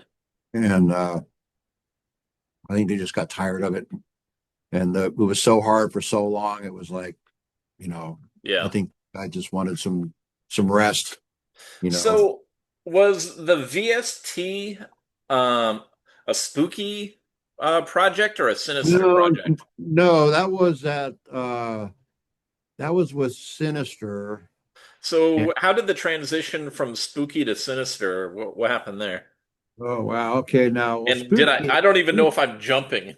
Yeah, you jumped a bunch of stuff there. After Spooky, uh, I moved just like 2 miles away to a space underneath the auto repair garage, like a gas station, Uh-huh. like the bottom floor of a gas station. And it was a pretty rough spot, you know, but I was lucky to have it. It was low Hmm. money. And so I started doing the same thing I was doing. I started picking up local work. And, you know, if I'm like sitting around for 15 minutes, I'll go out and start going door to door looking for work. Mm. Really? What do you do here? We have printing presses. What's broken? You Yeah. know, let me fix this. What do you what up? You know, and always I'm a marketing machine. Uh-huh. Uh, you know, I'm very good at shameless self promotion. You know, when it comes to Did you come up with this or was that somebody yeah, else? Dave Lozu. I'm pretty sure Still Hates My Guts designed the That's guy. a really good. Dude, I wear this to go pick up my daughter at school, and all the parents look at me. Yeah, I know. You go count the stars, Yeah. asterisk. Yeah, yeah. It was pretty funny. The that was at Sinister, Okay. and but I left. I went to go work in this building, and the people that owned it did oil heating oil, which is a big thing out here. All the Oh, house all the houses are heated with what's kerosene, yeah. And they keep it in these big tanks, and they have delivery trucks, and all that stuff wears out. So one of the places I went was this oil place, and they gave me a ton of work, and they also rented me the space I needed underneath the gas station. Hmm. And I worked for them for a few months and did a bunch of repairs on semi trucks and things like that. Taking the axles off of them and rebuilding the pads for the walking beam suspension and pretty cool, big stuff. I'd done structural. I was an iron worker for a few years. I built bridges and freeway signs and stuff like that. Parking Hmm. structures for 7 years. That was between the TIG weld, between the place I worked at doing cryogenics. This is Hmm. where I worked for Chris's dad, was an iron shop. And I did that total of 7 years in two different places. And so I'm a regular structural welder too, Hmm. cutting torches and all that kind of stuff. But so I did whatever was needed, and they were the people that owned that oil place were super helpful to me, and I met my wife there. Oh, Uh, Married to for 26 years, or we've been together for 26 years, and she was best friends with the wife of the guy who ran the place, and so we started dating and hit it off. So that was really an upturn in my life at that point, because I'd been single for a long time and really not too happy. I don't really like being single. I like to have a place to go, or someone's waiting for me, I guess, hmm. and I think most people do. Yeah. so so that made things, whatever I had to do after that, a whole lot better. And we moved up to a town called Coxsackie in central New York, or upstate from where we were living, a Brewster. And there was a prison in that town, like a minimum security prison that employed a lot of people. But the real estate around the prison was really cheap, so I got some commercial space there. I had a big space that I rented, and did the same thing. I started doing FTW Industries there, and I did one of those bikes that was similar to a Storm. It was like a two-link swinging thing. Was it a Um, URT? No, it had a like a separate swing arm, and like two swing arms, sort of with a rear piece. Sort of like a not it's not really like a common link bike. It's like a old Lawwell type Okay. design. Um, I don't even know what they call those, a double swing arm thing. But one of those things, I built some of those. And And this was under FTW? Yeah, Frank the Welder, or Yeah. FTW. No. And I was there for a few years, and then I get a call from this guy, and he says, "Hey, I want to hire you to run a bike company for me, or I want to buy your bike company and hire you to run it." And I said, "Why don't you have your parents call me or something? I'm busy right now." And some kind of smart ass remark. And I goes, "Hey," he says, I own this, 10,000-foot building, and it's got a heliport outside of it. You don't know who you're talking to." And I'm like, "Oh, well, sorry. So what's on your mind?" And he says, "Well, I represent a company, da da da. We make transmissions or whatever, car transmissions." And they ended up, I was building bikes for Sinister. There was like two guys were partners in Sinister, or maybe three guys were partners in Sinister.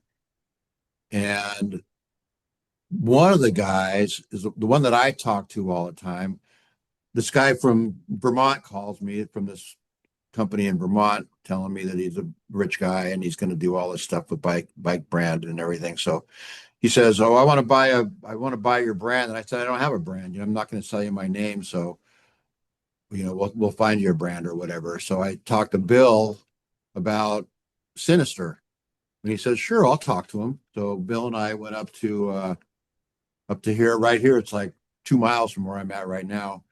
And the guy said, well, this is what we want to do. We want to, build a bike brand, and we'll put all this money in, and we know how to manufacture stuff. And they had like 100 employees or something like that. They still do up there, and they manufacture parts for automatic transmissions. They have a Hmm. bunch of CNC machines, and they import a bunch of stuff from India, and they had real good, connections with sourcing things, So we went up and talked to them, and they said basically figure out how much money you were going to charge us, and come to work for us. So I put down a figure, and they said, we had to argue quite a bit about what they would get and what I would get and all this kind of stuff. And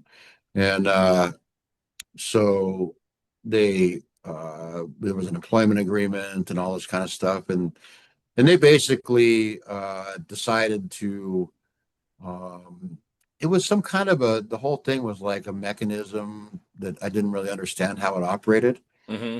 And it was like a temporary thing, but and why it was ended up being temporary, I'm not really sure, but it had something to do with uh, maybe an investor didn't like the way the money was being spent, and we weren't in charge. The people that were in the building weren't in charge of spending the money at all. Hmm. We just did our jobs there, and I was like, basically putting machines in place, designing fixtures, designing bikes, doing the kind of stuff that I normally do. And then the people above me in the company, the people that had worked for Sinister and other people they had hired, were all getting out, being fired or leaving under their own steam. And then finally, I'm like the manager of the place. Hmm. And I had gotten some information about the way that they were operating the business. And I told them, I said, well, they said to me, oh, well, you're not making any money. You're not making enough money. And I said, well, show me the books. And they said, well, we can't do that. It's company policy that you're not, that's not your blah, blah, blah, blah. And I said, well, whatever you're going to do at, after 30 days or 60 days, you might as well do it now, Hmm. because I know that you're controlling. If you're not willing to tell me the information about it, what's going on? You know, you're just making stuff up. Wasn't the language I used. I was more vulgar. Oh, But really? yeah, I don't have a whole lot of patience for keeping my mouth shut when it comes time to be noisy. Hmm. So, so they like basically just, called the security guard to haul me out, and they locked down my machines and everything. Wow. And yeah, and the owners of that place are long gone, but the building that we occupied was in the same neighborhood as their main facility, also close by here. And I started like setting off the alarm there all the time, 'cause we had abandoned the building, Hmm. except for my stuff was still in there. And I started harassing the employees and stuff like that of the mother company. And they finally agreed to give me back my stuff. And Damn. yeah, so it was pretty miserable. And then the guy I went working for was even a bigger shitbag, or at least as big as, and kind of pulled another thing on me. But you know what the weird part about it was is that um, I really just wanted to have a bunch of machines and to be able to do what I want. Hmm. So through all this stuff of stealing the VST from me and misleading me with, you know, employment agreements that can be easily broken by, the party with the lawyers and all that kind of stuff. The thing that they didn't know when thought they were taking everything from me was that I didn't really want any of that. I wanted the machines and to make things. Hmm. So when it came to me finally getting my way, I just said, open the doors to the warehouse and let me have all of it. Oh, I want all the machines. And so that's how these things end. It's like, you owe me money, you owe me this. I want all the machines. I want all the everything, the metal, the so is boxes. that how you've outfitted your current Yeah, workspace? Because yeah. your current workspace looks just completely stacked. And what is that, like You're only 20? you're only seeing about a third of it. Well, I saw a video kind of walk around. What is that? Like 25,000 square feet? How big is that? The whole building is 14,000, and my part of it's about 8,000, I think. Yeah.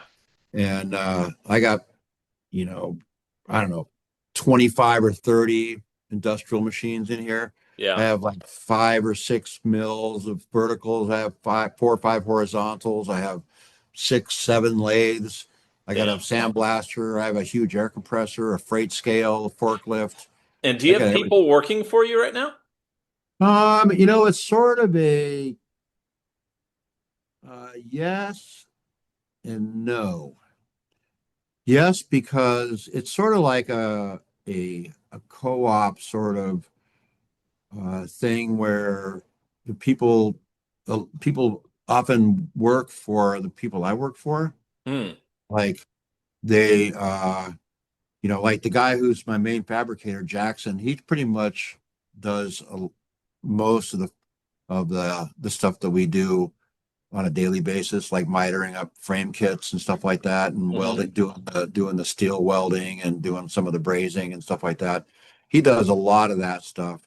I do most of the aluminum welding. He's just pretty much as good at aluminum as I am, but Hmm. I just like it a lot more. And Marielle does the social media stuff, Hmm. and there are people that have outside lives, and uh, Jackson builds barns and homes. He's a timber frame builder and has other Hmm. skills. So he's doing other things, and he loves doing this the best, but this doesn't pay as good as timber frame building. Hmm. And so, and really, you know, a lot of the stuff here requires so much in the way of specific knowledge that people who come here and work have real specific skill sets that I don't have. Hmm.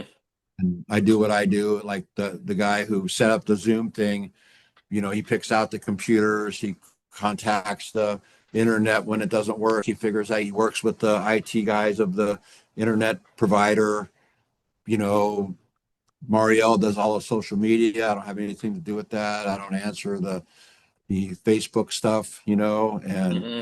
Jackson does a bunch of we do stuff for Serrata bikes. We do stuff for a bunch of different brands, and Jackson does all that stuff.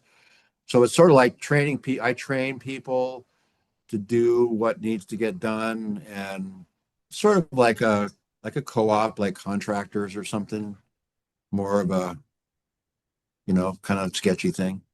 So I put the word out on my little Facebook group for people to ask questions of you. Do you mind if we go through a couple? No, that's cool. No problem. This is we're in that vintage down. I think you're in that group on Facebook. Yeah. So Bryant Rudy, who's a friend of mine who lives somewhere in New York, wants to know what is your favorite downhill related experience outside of the workshop? Racing, like a single experience, or overall just racing New England downhill. Yeah, It's sick. The stuff here is just, I mean, he knows he's a New Yorker, right? He knows yeah. Plattekill and Hunter Mountain and Mount Snow and all this stuff. I mean, you could hit. There was like back in the day, we'd go to Bolton, and they had like a crazy ass muddy rut single track downhill thing that was just so gnarly and sketchy, and we were on like, it was just so on the edge and so different than what it is now. Yeah. That's like, I'd come home with just red all over from mud and getting whipped by sticks and, getting cold and everything. And I'd be just rashed from the beating I'd take going out for like a weekend of downhilling. It would rain the whole weekend, and Yeah. you're like eating mud literally eating mud the whole time. And that's just, you can't forget that, it's Yeah. like, and the people that I rode with, Jack and Stir Fry and Lars was there, Lars uh, Tribute. yeah, Todd Yeah. Bosch and Todd Bramich and Tom Bramich, I'm sorry, and Kyle and all those dudes, were just ripping fast, and I got to, jump in the back of those trains and ride with the guys, and yeah, it was just crazy, I don't know if you know Lou DeAngelis, Tattoo Lou. Um, I do not know him. I know of him.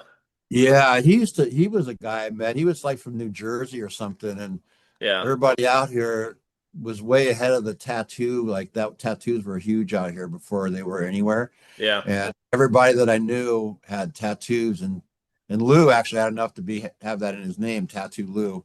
And he ended up like riding down Mount Everest on his Spooky. Really? Uh, yeah, yeah. I think there was actually a documentary done about it, I gotta look down that like up. not from maybe it was Mount Whitney or something. I don't know, but someplace, he did some crazy stuff long Yeah, before that was popular. And well, Crispy came out and rode at Plattekill with us. That was a sick day. He nice. goes, yeah, he says, oh, he says, I've been up and down this hill a couple times. He goes, I can't find anything fun, and they told me to come see you. I don't think there's anything worth riding out here. And I'm like, all right, buddy, put your seatbelt on. And we just took like the fall line, and it was like drop after drop after drop. It's only Yeah, like 2.5 minute run, but we had a hell of a day. It was fun and yeah. showing Chris them is all. Chris is a really good dude. Yeah, yeah, I He love was that. he was aggro back in the day. Yeah, totally. Yeah, he was. You know, a lot of people left Plattekill hurt. Yeah. You know, either hurt emotionally or hurt physically. Because that place was pretty gnarly. And So Crispy fine. there's another question. Michael McCon, I don't know where he's from, but I think it's a good question. What is your favorite American-made mountain bike frame, past or present, made by somebody other than you? Well, I don't like anything I ever did. That's What? Really? well, just to give you a little bit of background, is it who can ever be satisfied with what they did for more than a couple minutes? I mean, I'm really, when the customer says, I love it, yeah. here's your check, you're like, what can I do? I made you do 10,000 things on a bicycle frame, 100 of them are going to be not what you wanted. I get You it. had to, I'm a bit of a you probably know I'm a bit of a cook and I'm totally my worst critic. yeah, yeah. I love to cook too. And I'm like, I constantly criticize everything I make. And my wife says, this is absolutely delicious. Yeah. What are you complaining about? Can't you taste it? I put too much salt in. Yeah. So So, back to your, we're on the same page though. You can't progress if you are happy doing what you just did. yeah. You got to do better next time, or at least try, or at least think you're doing that better. And I think that's what evolution is just utter dissatisfaction of what you've completed. And Yeah. it's up to you. Who better to do better than what I just did than me, right? I mean, I know that. So, anyways, to your question, I really liked, let's see, the best thing. Wow. I think it would be like probably good derailleur, man. I mean, it's hard to say. I mean, frames change and things go in and out, and we're not riding the same terrain we used to. And I think that, well, bigger wheels, I love vintage bikes, but 27.5s started changing everything. Are there any American frame builders that you think are Well, I really love impressive? Faux and the guy out there in California that, oh, what the hell's his name? He's like the best welder ever, Ventana. Oh yeah, yeah. Sherwood Gibson. Yeah, Sherwood Gibson, that guy, and Brent Foes, and there's one other dude out there that are just like everything they do is awesome. Yeah. Foes, you got one right there. Yeah. Yeah, I that have I a mean, look at spooky that thing. over I have a spooky or excuse me, I have a sinister over there, but it won't fit on my wall. Yeah, I mean, those are a work of art. Yeah. And you Stieber, like everything that guy does, the bikes that he built, that he crafted with his own hands are phenomenal. They were light years ahead of everything. And you could see the progression. And we were like at Spooky watching these things, watching him do this monocoque stuff, and they're asking me, what would it take to do this? And it's like, Well, I mean, you got to have big machines, you got to have firepower, and California is all about building performance stuff. There's so much racing stuff going on out there. And New England had kind of seen its best of that stuff, and we were living off the, I don't mean to sound derogatory, but we were living off the rot of the demise of industrialization in New Mm, England. The machines and this building has had people working in it for since the late 1700s, on yeah, this property. And they made the bricks for this place on the side of the building. This is yeah. tunnels here. There's things here that just are so old that you don't even know what they are, what they do, what it is. There's cribbing hanging from the ceiling. I know the listeners can't see it, but there's cribbing hanging from the ceiling in here that all the belts and pulleys ran off of to run this place full of paper making machines. And all these machines here are all older than me. Everything except for the Proto Track back there, all of them are older than I am. Wow. Yeah. So it's Um, Chris Brown has a good question. If you could revisit and modernize an old frame or frame design, this comes up a lot in our group, so I think it's a good question because we all like the old bikes, but they don't actually ride very good. If you were to yeah. modernize one, which one what comes to mind? Well, you know, It that's a would be good really question. it would be really easy to modernize an R9. All you'd have to do is make it a little longer and slacker and big wheels. Yeah, yeah, that's an easy target there. I think that we could easily name at least one or two that look pretty close to it, right? Yeah. That I think the Turner uh the DHR is probably the sickest Yeah. bike that needs to be redone, and revisited. I always thought that was the sexiest machine. And that's probably the bike that I think is the best. Whether the execution, I know that the needle bearings were problematic, I guess. And I don't really know that much about them, but they were, that's one of the unfortunate things about being a frame builder that's known is that you can't really, you know, get out and ride somebody else's bike unless you're doing it privately because everybody wants to know why you're riding somebody else's bike. Right. You know, are you spying on them, or are you going to copy it, or not that they would accuse me of that, but what do people think when you're, you know, like you get a little bit of, even today when I'm riding somebody else's bike, if it's not an old vintage bike, they go, why aren't you riding your own bike? Yeah. I'm not trying to sell my bikes. That's just how I survive. I'm trying to go out and have some fun. Talking It's about Chris Bauman, he Yeah. is still racing a 2009. He's got a bunch of bikes. He's got new bikes and old bikes, but he's into vintage bikes. He came on the podcast and he's a really good dude. He's still racing a 2009 Turner DHR. But Chris is not tall. He's like maybe Yeah. 5'5". So Yeah. he mini mulleted Yeah. Yeah. it. It's 27.5 in the front, 26 in the back. Yeah. And he actually got like a second place in some downhill race riding a 2009 Turner DHR. I believe it. They're I rad believe it. bikes. It's all about, knowing the terrain you're riding on. Yeah. I did really good racing on the East Coast. I podiumed a national in Pennsylvania. I won the Maryland State Championship in my age group. Um, Riding an I got to R9 go, or yeah, or a motorhead. yeah. That was really liked also.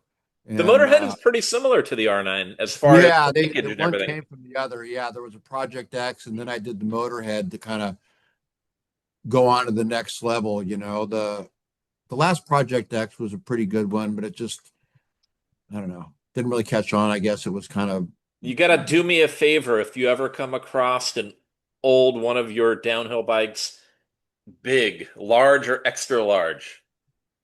yeah, Ping me. yeah, okay, yeah. I try not to collect anymore. I sold my bike. Uh, Um, Ian Jacob wants to know, being the god of all things metal, have you ever built a hey, car? Ian, what's going on, dude?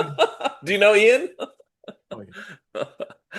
Yeah. I know all these guys from Facebook. He wants to know if you've ever built anything out of carbon. Um, no. Yeah, well, I did. I actually did. I built a bike for one of my kids Oh, when he was like 2 years old out of carbon.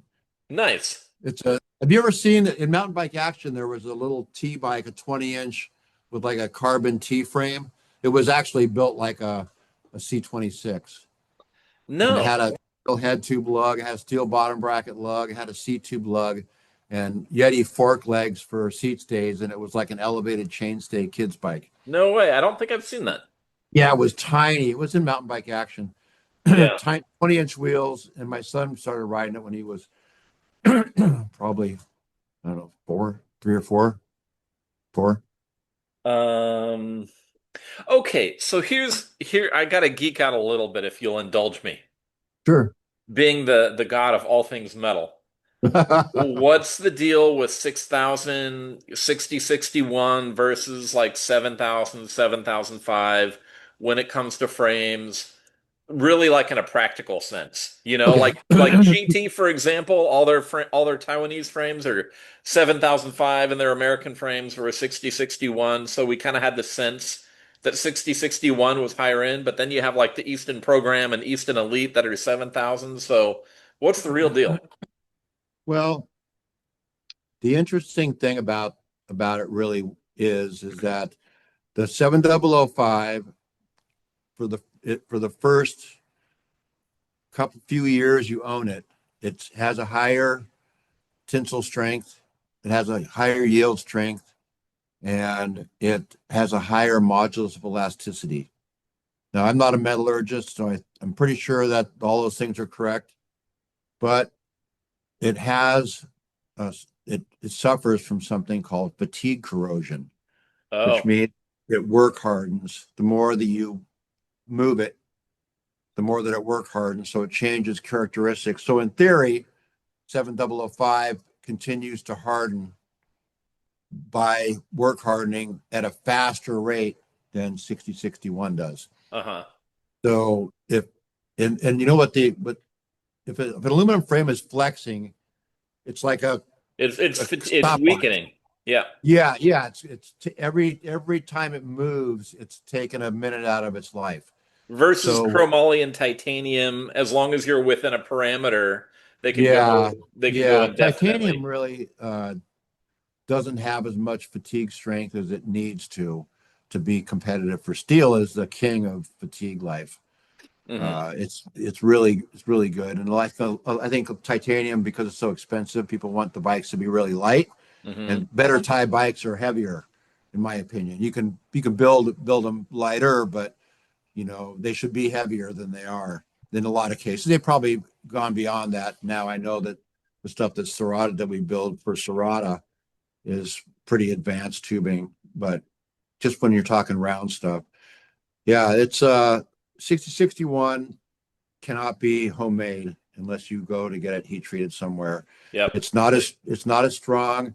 And the main attraction, 7005, you could almost buy all the parts in a box to build a frame and not really have to do anything except cut the tubes to fit each other Hmm. and cut the chain stays to fit the dropouts. That's really all you have to do to build a frame.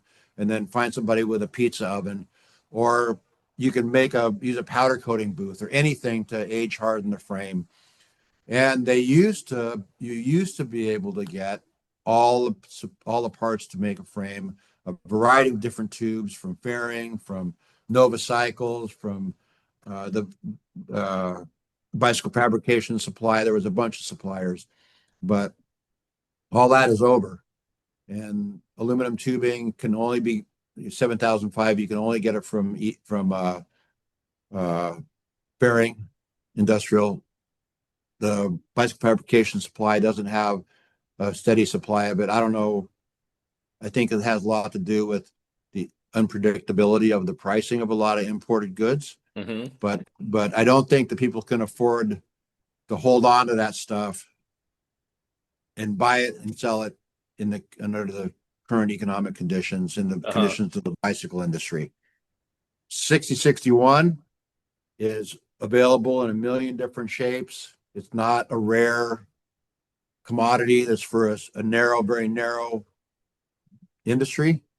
And, I don't even know why Taiwan has allowed, bicycle building to go on, except it motivates people to buy more expensive bikes when they see expensive handmade ones, because it's really, we live and die by what they decide in the bicycle industry. I mean, they can shut us off so that we can never buy another piece of material for making bicycles. They can stop the dropouts. They can stop the bottom brackets. They can stop all the frame tubes, or Mm. almost bring it to a stop. Hmm. There's Italy is still making stuff, but but really China and Taiwan make everything that we use. And, if it's not there, there's nothing we can do about it. If it doesn't exist, we can squeeze out and get around them for a while. But if they want us to not make bikes anymore in this country, quality stuff, they could just stop us from getting the material, So just Alcoa and Easton and all those companies aren't doing it, no, Easton's not even a company anymore. It's a roll of stickers. right? Yeah. It's a desk. That I may be exaggerating, but it's some guy that designs parts or buys, and someone else who, you know, does logos or creates names or something like that. Yeah. It's not a company anymore. And Alcoa, I mean, they do, make aluminum, but it's all made in Canada and it comes here and it's all for doing like aircraft tubing. That's Hmm. what I use when I'm building bikes for Nico or someone else and they want 6061. But the cost for running a batch of heat treating is like $3,000 or something like that Per to go batch. and to get somebody to heat an oven up, and if you're doing it at a place that does, aircraft stuff, medical stuff, you can't just throw a bunch of bicycle frames in the oven with them and for it to be okay with the people who are making the Right. aircraft. You have to run a separate batch. And there's this whole infrastructure of documentation, of testing, of all this stuff that's also done. So when you go and get a bunch of frames done, you can get 30 frames done for $3,000. And that includes my labor. I have to go down there and do the alignment. I own the fixturing that's in the facility that the alignment's done on. I know how to do the testing on it. I have to do all of the making sure that it comes out of the oven, that it's handled correctly, all that sort of stuff. I get paid for that. That's part of the money. But that, at $100 a whack for frames, you got to be in business doing those things to be able to afford to pay the money. Yeah. And it's a great way to make things. You can machine out custom parts. I don't know if you follow Adam Procyse up there in Colorado. He's a machinist. He No. makes a bunch of stuff for frameworks. He does incredible 3D machining, beautiful work, and the parts are, you know, pretty expensive. I mean, they're good for what they are when you consider most people can't even make that kind of stuff. Yeah. But compared to getting that stuff done overseas, it's super expensive. So by the time you put beautiful handmade parts, quality tubing from a small extrusion plant, getting redrawn to your specifications, going through heat treating, having a guy who only makes your products or only makes yours and something else, it makes it super challenging, to do that kind of stuff. So 6061 isn't really done. I get someone contacting me every week wanting to do a bicycle frame. They have a design that they've been working on. A lot of them are high school kids or young people. And I tell them, it's like, if you want to make a really nice bike, it's going to cost you like one single frame is going to cost you like $30,000 or Damn. $50,000. That's Yeah. what it really costs. Yeah. You can go to a Taiwan place and you can use a log out of this bike and a yoke out of that bike and put something together and get into the bike business. But it takes a really rare combination of situations, of circumstances to make anything successful, any business like that, because this industry is very mature and not really US business anymore. Yeah. It's all done somewhere else. That's And too bad. yeah, it is. I mean, I fought it all along, In fact, I didn't even shop at Amazon until a couple of years ago. You Hmm. know, I didn't buy. I owned Yamahas and Kawasaki's and Suzuki's, and you know, but I didn't really buy imported stuff, and I just had a grudge against it because I got laid off in 1979, and I've never forgotten it because Hmm. of competition from Taiwan. Hmm. And the guy that worked for Redline went over there and taught him how to TIG weld, and that was, and if it wasn't him, it would have been the next guy, Sure. you know. And sure, it's like, so it changes everything, and so now I just build an empire out of old machines and people who are who feel that there's value and stuff like that in the, a product that's made just for you. And if they have the money, uh, you can get it. It's just, Well, it takes an astronomical amount of time, you know, to build a one-off custom frame, and it yeah, takes a lot of confidence in yourself to be able to build. I mean, that bike that I'm looking at behind you, that Bose, that thing's yeah, got like $100,000 worth of tooling that dude. make that bicycle. Brent is a wild man. That bike is just nuts. Yeah. So, Yeah. I'm guessing, just guessing that his success as a race car builder is what funds his bicycle building. well, I You know, think, yeah, like you, he's got his hands. He does work in Hollywood. He does work in race trucks, yeah, motorcycles. He's a fabricator, but he's been in motorsports. He's in Hollywood. yeah, So he's able to do a lot of different. He has multiple websites. He's got his hands in all kinds of stuff. So yeah. That's cool. That's cool. yeah, Yeah, he's those all those guys over there, and those the guys that we've mentioned just represent the biggest part of that. Now that out in the east, Dave Weagle and the guys that did all the hardtail stuff back in the day. There were so many cool hardtail brands, Chris Chance and all those where guys were innovating like crazy. But the you know the weather that's nice all year long really breeds great racing, and great yeah. racing breeds great bikes. Frank, it's been 2 hours and I got to go pick my daughter up from school. This has been great. I'm really Wow. glad we got this together because Yeah. I've been hectoring you for I think like 2 years now to come on.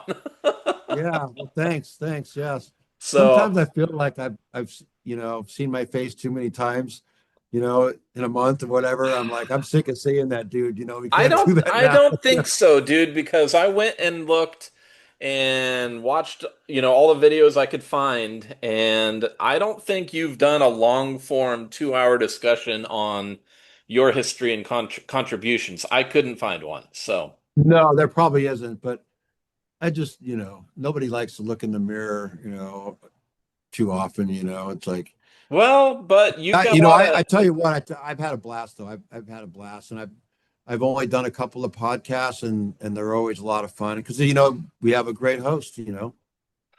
it's not about me. I know when to shut up, at least sometimes. So, Frank, thank you so much. This has been really great. You've got a lot of great stories to tell. You're always welcome to come back on. I'm really glad people like you are still out there doing what you do. Well, thanks. I appreciate the venue, and thanks for all you do. Yeah, right on. All right, I gotta jump and go get my daughter and get her fed, then off to a volleyball game. So, Yeah. have a great evening. Yeah, you too. Thank you. Bye bye.